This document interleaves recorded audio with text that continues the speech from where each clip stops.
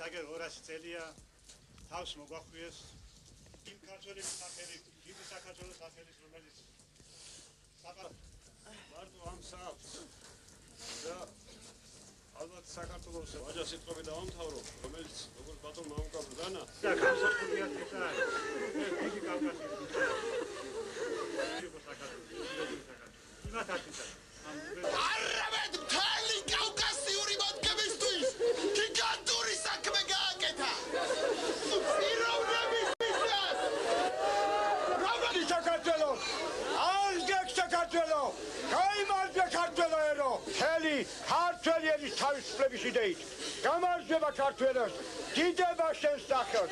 ჩემო დიდო პრეზიდენტო.